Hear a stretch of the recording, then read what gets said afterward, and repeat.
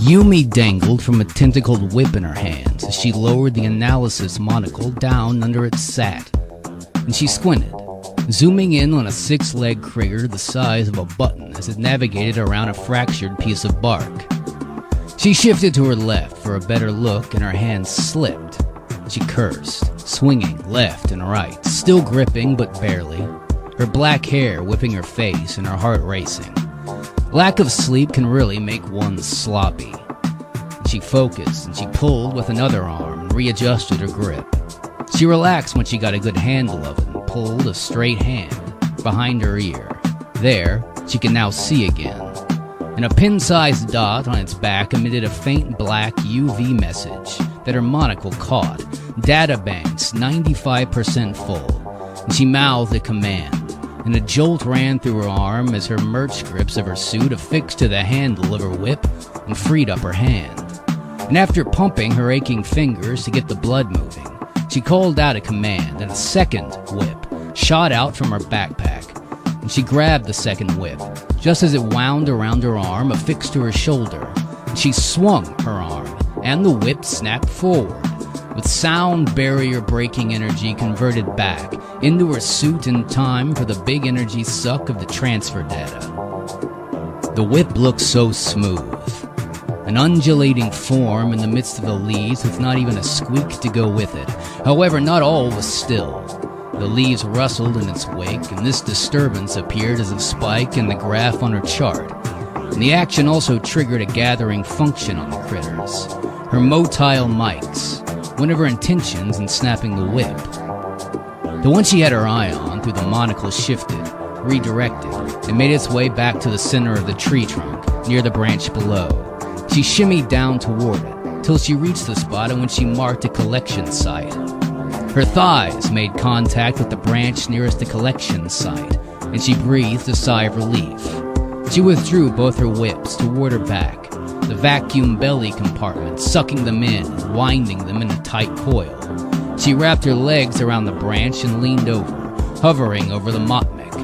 The Motmic blinked blue 3 times, and skittering, the Motmic hitched up on its hind legs and held still.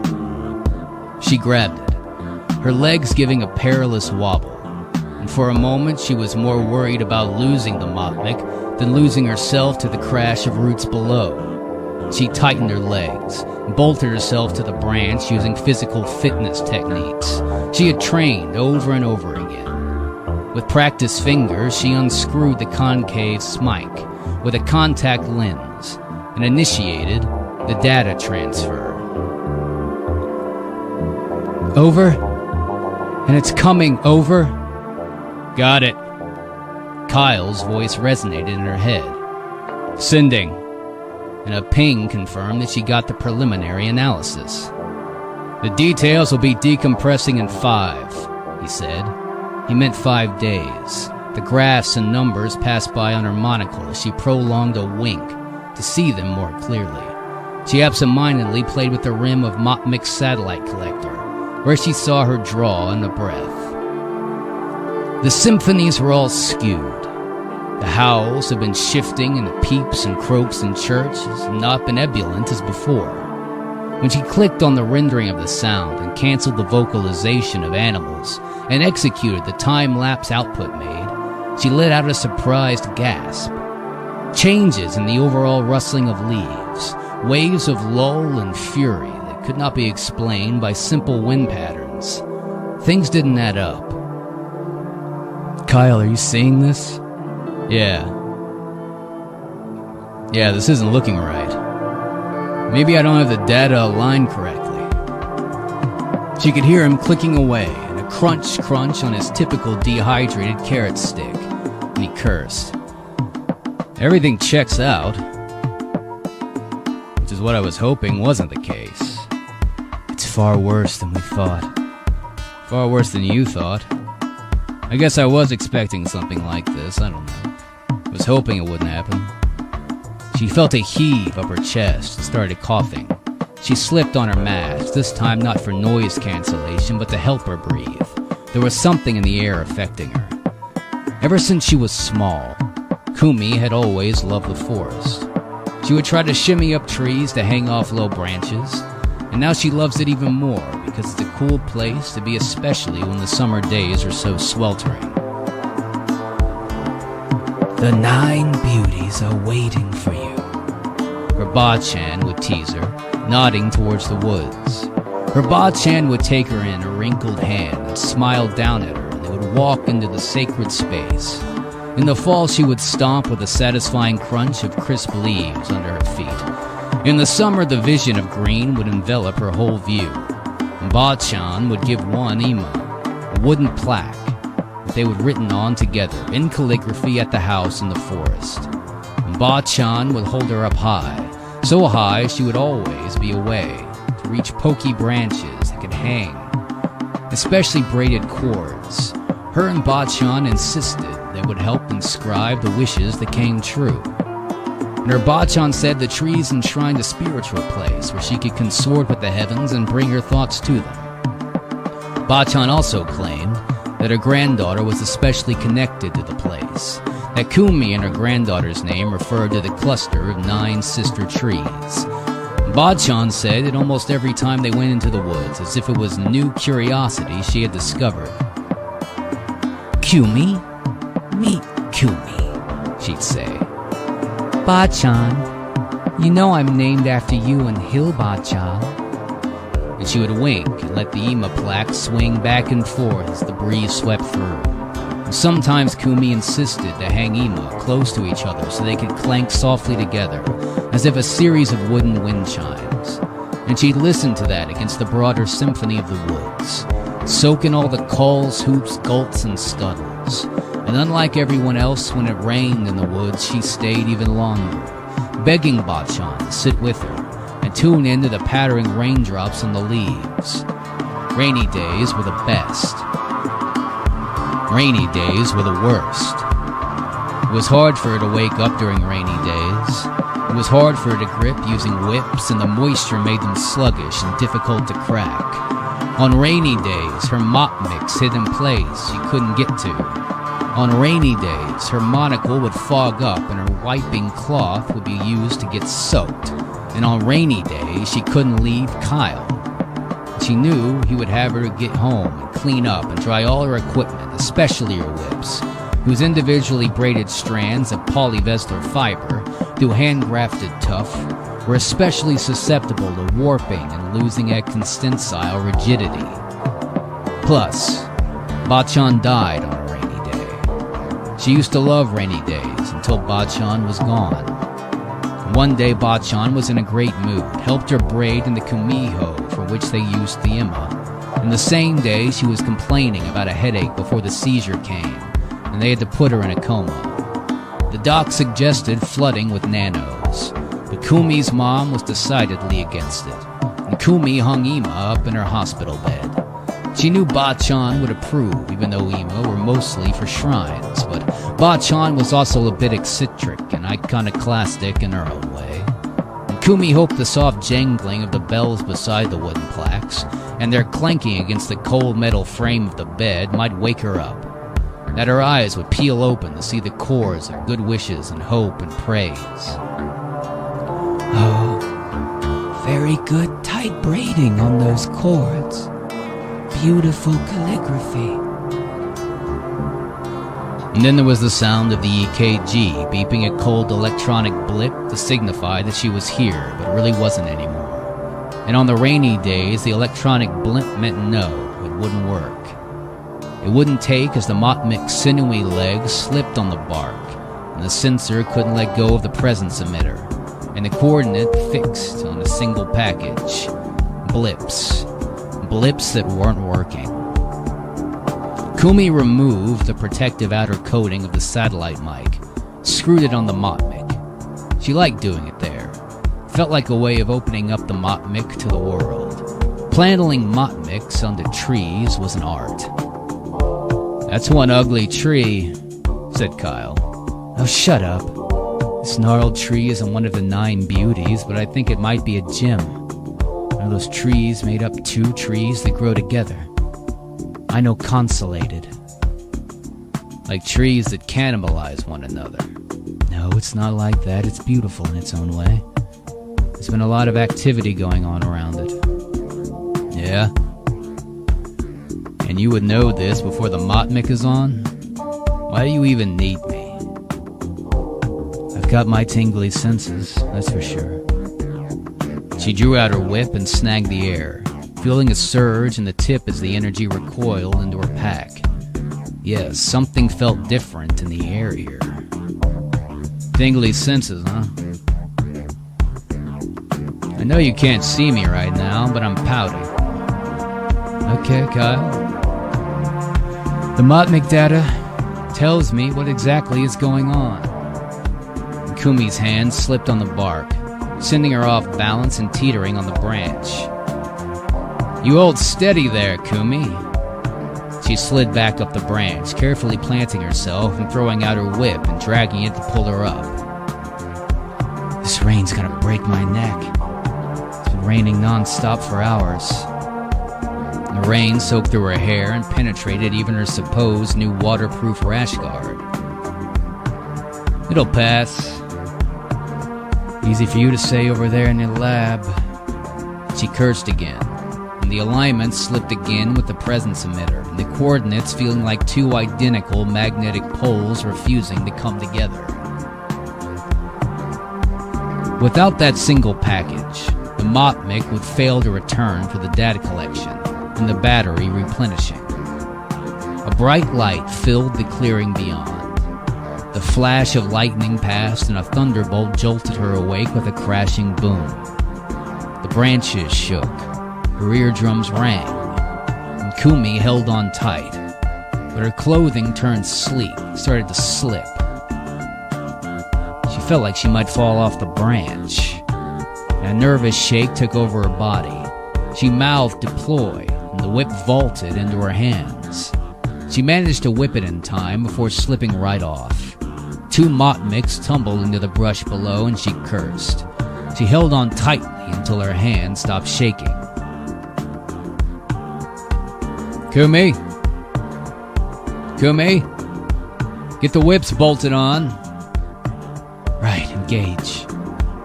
And the mech grips affixed the whip under her arm. She threw her legs up and pulled herself upward, climbing up the whips, knowing it wasn't great for them, but they were in no way could break. She crafted them, combining techniques from Bachan's Kuhimo skills and the latest in cord and fabric tech. They had sensor mechanisms and safety releases built in that rival any small vehicle. She felt the heft of the pattern, all 12 plates sitting tightly, firmly as she hoisted herself up and up, helped her focus, thinking about those braids. When she got to the branch, she heaved a sigh of relief, though still shivering from both the shake-up and the cold. Now, she just had to shimmy down. Her biomimicry lizard rash guard suit would have to be updated. It was raining more frequently here than it once did. Kyle, how much longer for the rain? Another hour or so? She hooked her legs around the branch and broke up some of her heat crystals from her suit. She'd have to wait out the hour. And as Kyle's holographic gumdrop rolled into a pink crystalline mess, the many facets begging for a lollipop or cookie attachment at the side of her monocle, she wondered how long it would take her to recover the Motmics that fell. And the rain fell against her back, but at least her clothing was warming up as she attached a jug of virtual hot cocoa to a gooey facet of Kyle's gumdrop, and a charred more to another. She stared at the 3D charred marshmallow, thinking about lightning and how suddenly it showed up. Kumi flipped a gooey charred piece of mochi, watched it sizzle on the grill over the bonfire. Bachan was roasting soybeans in a small fire-resistant net she braided for the upcoming Setsubun festival. You see, if you get them charred enough and add just a touch of sugar, the Oni gets scared. You don't think that the ogres would like sugar? Yes, well, I'm not sure. They definitely would not like this in synthetic. Kumi made a face. Bachan laughed. I still don't think the luxury of eating anything I want, Kumi. Especially not all that gunk. She pointed at the plastic bag of marshmallows next to the brick of uncooked mochi. They chatted like this for a while about the best way to roast beans, the food that attracts and repels Oni, and what throws would be most effective in determining an ogre. The best way would be off a net on the end of a whip. Like lacrosse, said Bachan. Kumi shook her head. It's a game. They have a beautiful net that spans over the pear-shaped head. Quite a nice pattern. Maybe we can braid a similar pattern into one of those whips you're designing. You know, the grappling hook one? Throw a net on the end instead, said Kumi.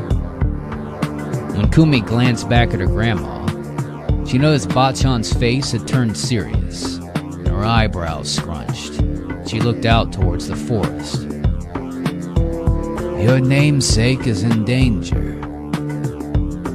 Her voice was suddenly lower than before. Kumi had shoved a gooey mochi in her mouth, and the sticky dough was burning her tongue. Excuse me? The flame licked up from the bonfire and made a loud crack, making Kumi jump. Your namesake. Kumi looked out into the forest. You mean the 9 beauties? The trees? And Bachan just nodded.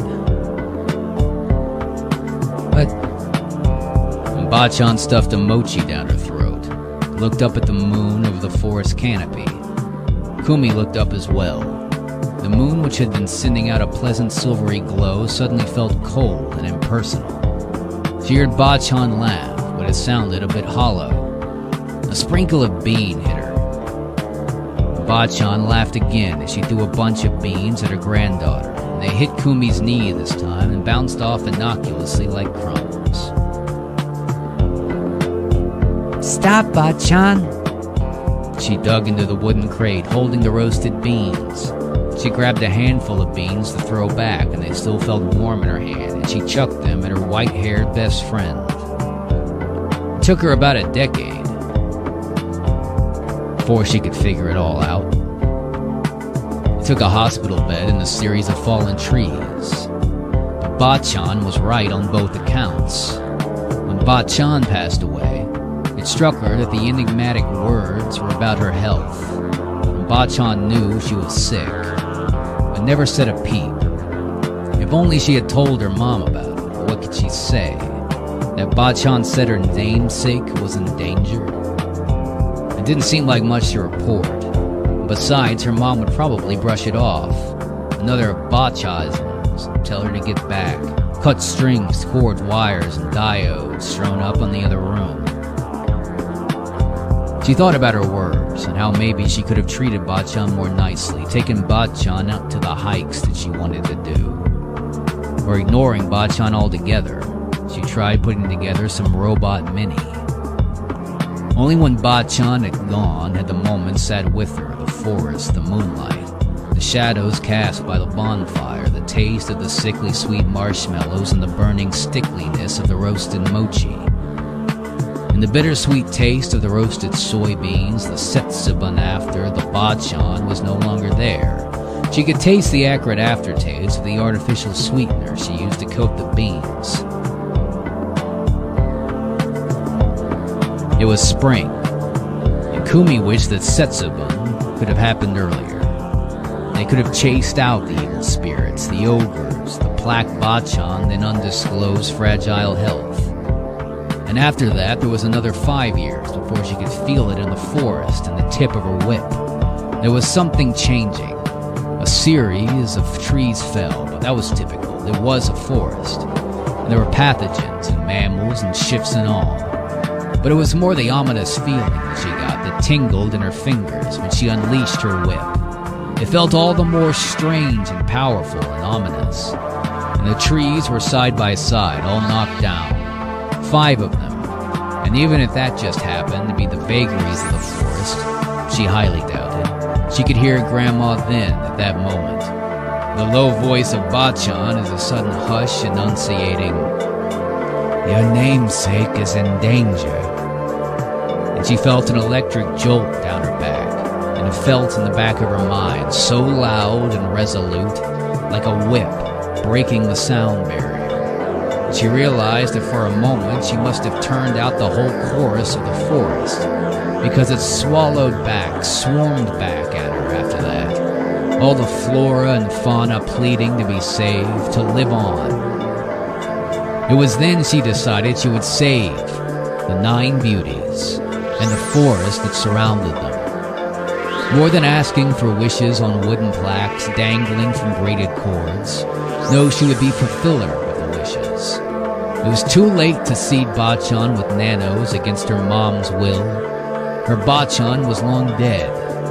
But it wasn't too late to send armies of Motmix to capture the unnatural change in the forest and figure out how to reverse it. That night she conferred with Kyle, her only friend from the cram school days.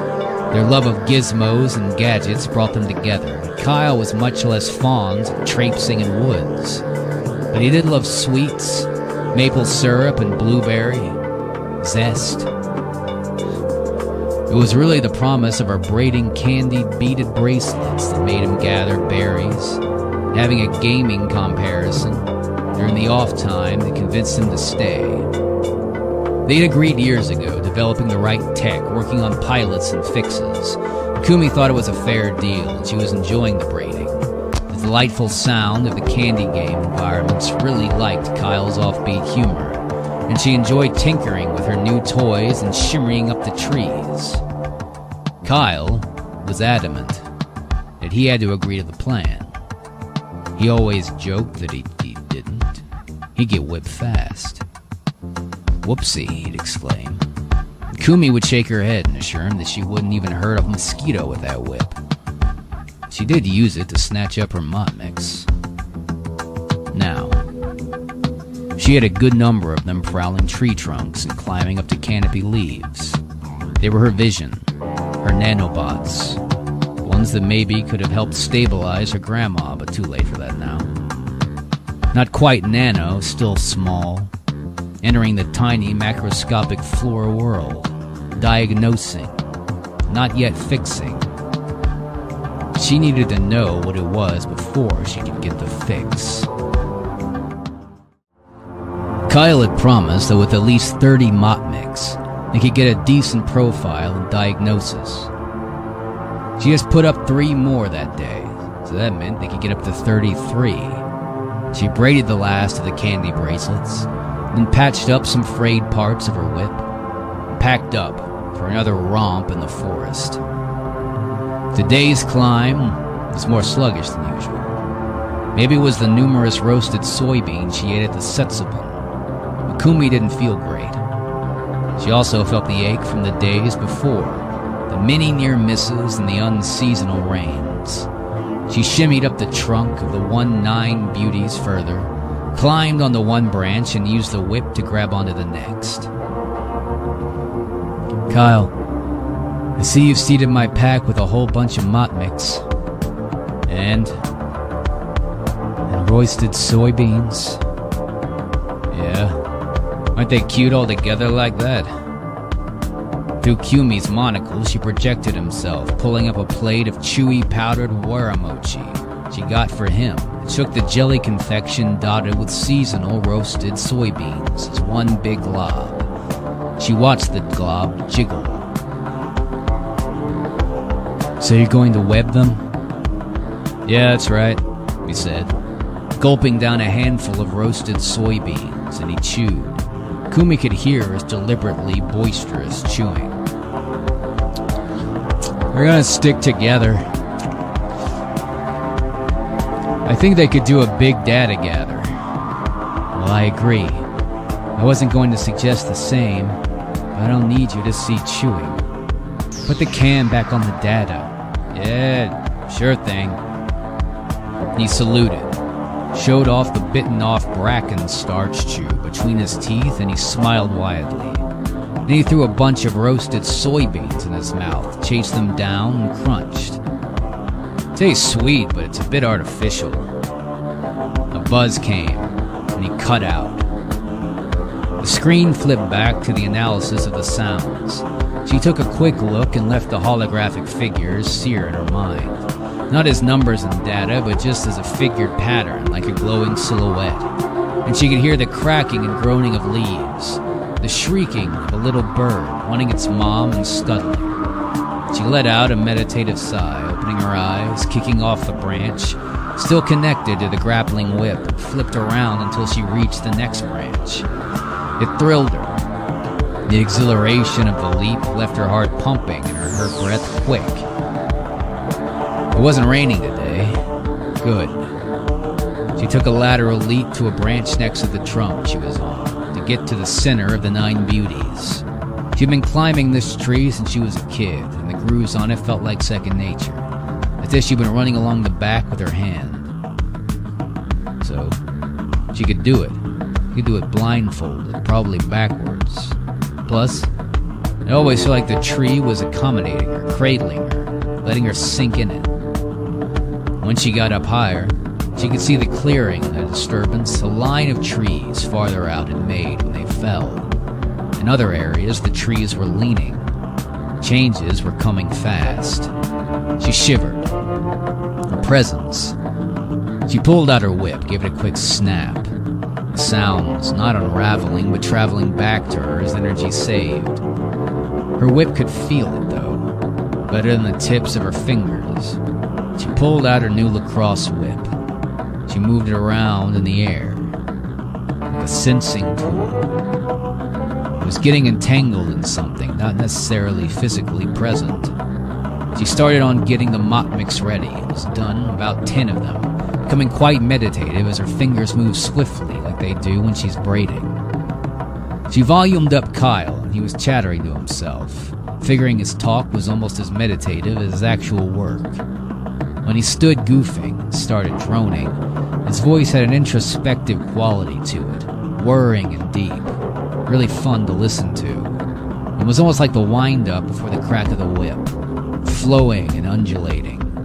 She experienced a number of eurekas listening to him speak while being lulled into a pensive quietness. He was going on about his trip to the Philippines, eating laing, taro leaves, and coconut milk, and how it was so interesting that the taro roots, the corn's underground stems, were so much sweeter and more versatile than the leaves. And you can use them for taro milk tea, taro chips, taro and chicken izzy, with bamboo and mushrooms and ozuni, taro mochi. And then he started talking about the root system, and how things stretch and expand, encapsulate, and a martial arts whip system she had to look up that involved the whip and dagger in the Philippines. His voice went on, and she attached to peeled-off protective coatings, screwed in the mics, and ran diagnostics. He was now on Mopmix, making commentary about her current work on them, as if she were a digistory, a brothelite. What did you say? Something tingled in her as Kyle was talking. I was talking about your hands. Make a really good model for a rotary bot. They're so quick and fast and assembling. No, before that. Oh, I was thinking about roots, underground systems, taro, prioritizing leaves over other parts. Yeah. Well, we technically get the quorum of numbers for good data after we planted the last batch. We wanted 3, but 2 of them didn't take with the data transfer. But the weird thing is, the 2 Motmics that fell down, I was able to activate them. It can't get all the data since it requires a manual hookup for the full load, but it looks like we've been having them crawl up. And we needed them to crawl down, past the place where the trunk meets the dirt, the roots. It gave us a lot. The Motmics weren't programmed to reach that far. Fallen ones. Well, it kind of went off course. Kumi's hand stopped. She felt some understanding jolt her. Why didn't you mention this earlier? Well, I did. I'm not sure if you were entirely listening. You were braiding that thing that had a basket at the end. The lackey whip or something you call it? The cross whip. I just tested it a bit. And it feels a bit stuck. Interesting. Stuck, yeah. Speaking of which, I was mentioning how the two Motmics that went astray were still relying on some message. But you kept going on about how the pattern on the pear head was bit off. Kumi felt a tickle in her spine. This was it. The Motmics that went astray.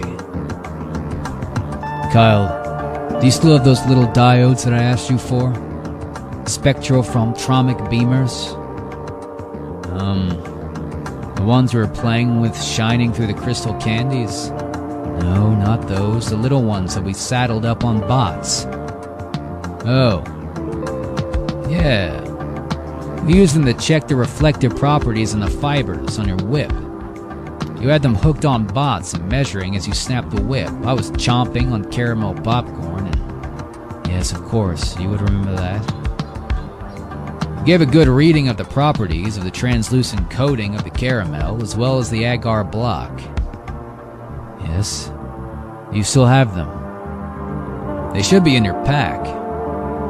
I just had a thought. Kumi prompted Kyle to flip on his camera. Kyle was stuffing a fistful of chocolate-filled koala crackers in his mouth, and Kumi felt like one of those koala bears, hanging off trees, dangling in precarity, possibly to be chomped up by the transforming forest and her sudden reckless idea just as those poor crackers met their demise. You mentioned root systems, corms, taro, bamboo mushrooms. It got me thinking. Yeah? He held up one of the koalas and used its fingers to scratch its non-furry biscuit shell head.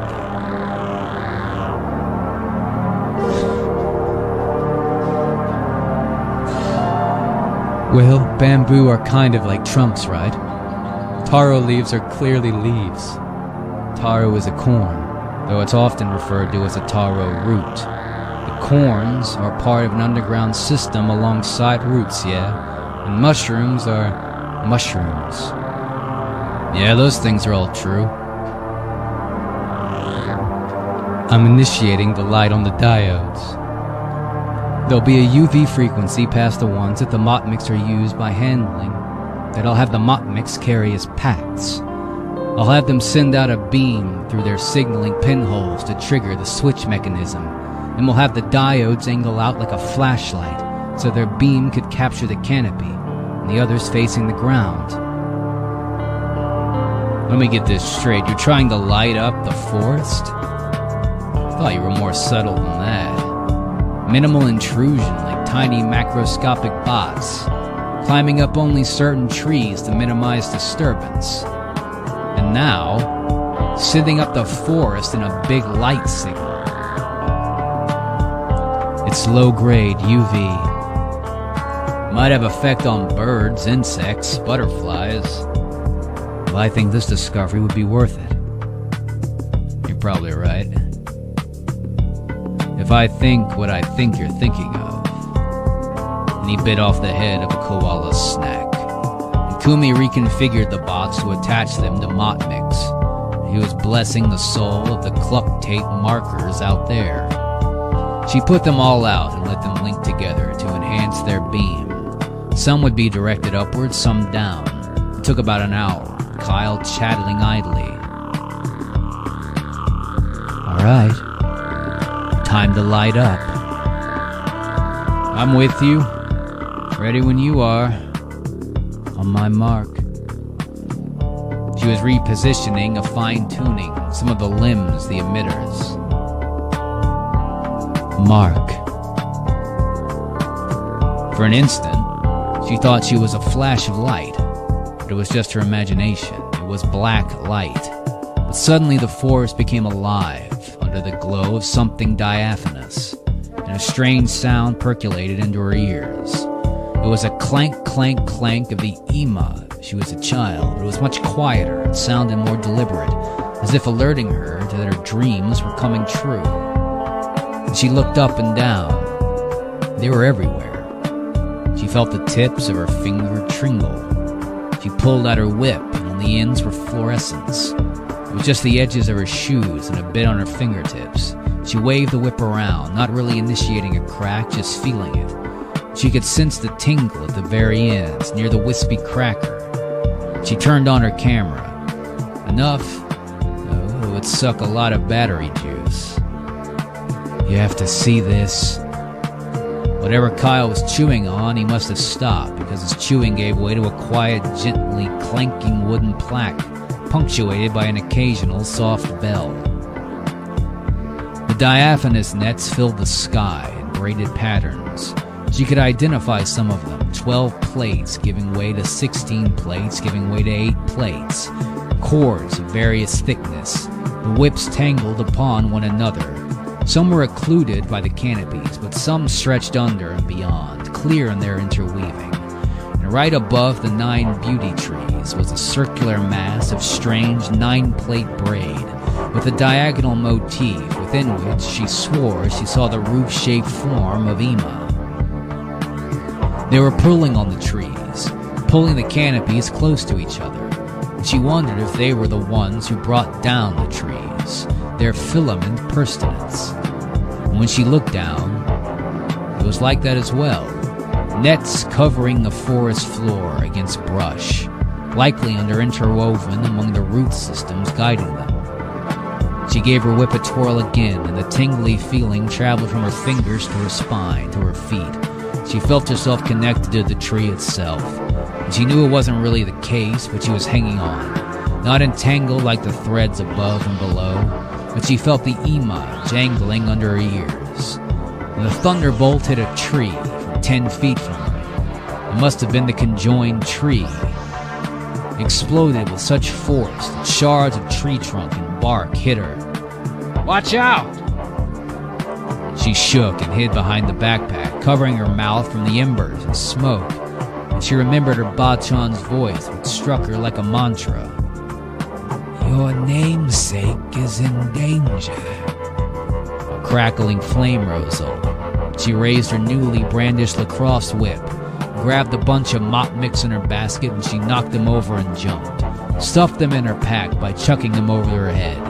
She didn't know if her gathering of the mop mix stopped the net above and below to stop lighting up, or if the fire overwhelmed her senses, so that she wasn't sure what was happening anymore. "Get out of there!" She shimmied down as fast as she could, getting scratches all over her. Her eyes watered as she barely breathed. She coughed 5 times. It was lucky she knew all the footholds of this tree from all the years climbing. When she reached the bottom, she thought a spoonful of thread catching her like a pillow. But maybe it was her imagination. She coughed for about a minute before kicking herself to move. She heard the exquisite sound of Emma jangling, but now louder, more persistent, an agitated clack, clack, clack. She heard another sonic boom, which she thought was the whip in her hand, and realized it was a thunderclap too close for comfort. She ran as the sudden downpour enveloped the forest, mixing smoke and moisture, creating a miasmic gas that surrounded her. She got out, choking, sobbing, thinking about her Bachan and her great-grandma, but also Kumi. Not yet, and also a long while. Fruit. Whatever they were waiting for, maybe it did bear fruit. Maybe she discovered it today, as long as it doesn't get burned down, choked out. Kyle helped Kumi get a self-driver, pick her up and bring her over to the Take the Lab refuge. He assisted in cleaning her up and ordered a U-Doc that came to the door to diagnose and treat her for toxic inhalation. After she was cleared of any serious threat, they went over the footage. She stayed out of the forest for a while as they discussed.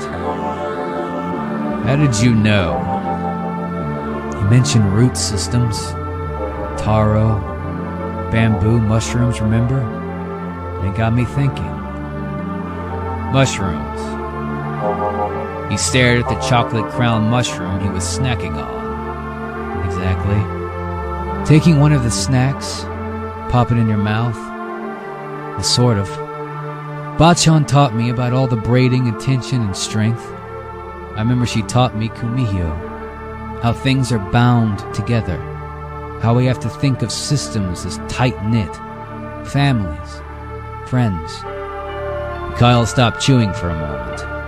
Ecologies. Kumi pretended not to notice. Fungi, Kyle said. Kumi stroked the whip, feeling the tightness on the braids. She could feel the electric shock of the sound barrier breaking when she cracked the whip, and the sense of it ringing in her ears. She felt it was the plaques talking to her. The plaque clacking, playing out a song in her ear. This was a new fungus she had discovered in the wild woods. One that lived in a symbiotic relationship in response to changing climates, causing branches to taper together, making the forest floor cooler for its expansion. A braided network, curving branches, bending roots, blocking out areas of sun and creating patches of light.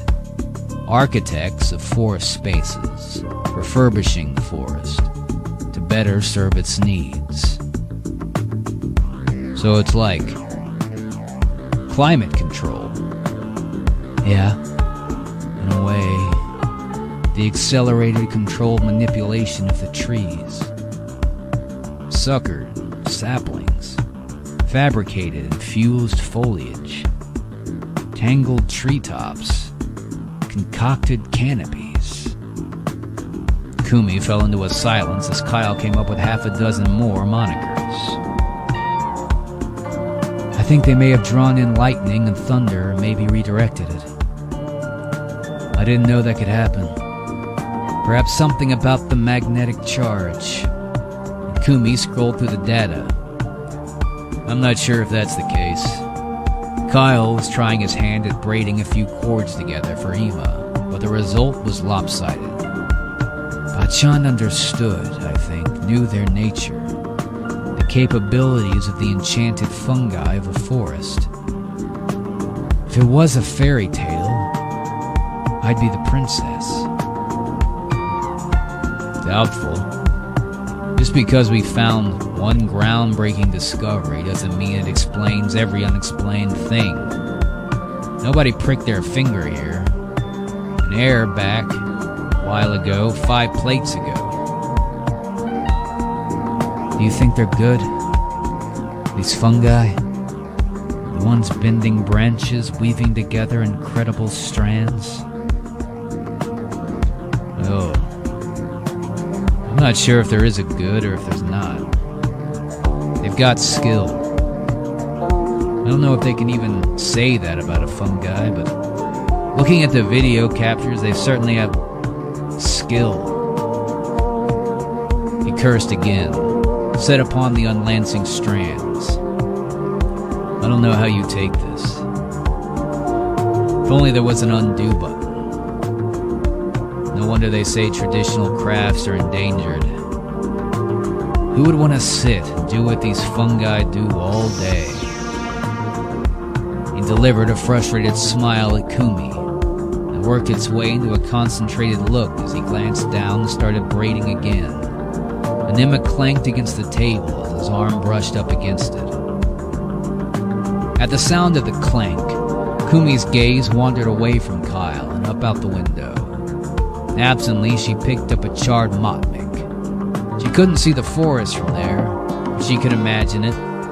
She could still hear the soft clanking of the Ima plaques and the networks of interwoven strands, as delicate as the whips of a cracker at the end of her whip. But she knew it was just her head. The 9 beauties are in danger. What? He was intently examining his braid, wondering where he blundered. 9? Maybe about 9 plates ago. He started to count. Maybe that's not what her grandma even said. Kumi worked her hand into the pile of mott mix, pulling out the ones that were destroyed beyond repair. Changes in weather, flooding, erosion, temperature, drops. And maybe the fungus. Maybe we'll help shape it, help save it. Save the forest, save the mammals, the insects, the roots, the plants, the blueberries, sap and syrup. All the things that taste nice, smell woodsy, sound symphonic. She could imagine her bachan up in heaven, translucent, sparkling, weaving together the strands of the gossamer fibers. The fungus is a pliable thread, tying it together in a knot at the end of a kuhimo. She could imagine bachan, maybe even before that, her high bachan, summoning her, asking her to affix her own ima to it. She stroked the motmik in her palm, felt cold, still smelled a bit acrid. She stuck it in the lacrosse whip and held its limp out towards the window, as if an offering stood it out for the sake of the 9 beauties. Later, she thought, she would whip it towards the burnt smoke, like roasted soybeans at an ogre, chasing it away. The motmik was, after all, made of biodegradable materials, and it belonged there, among the ash, which would feed into the soil, with its own martyred brethren, who will bloom anew as flora among the invisible, exquisite, entangled threads of fungi.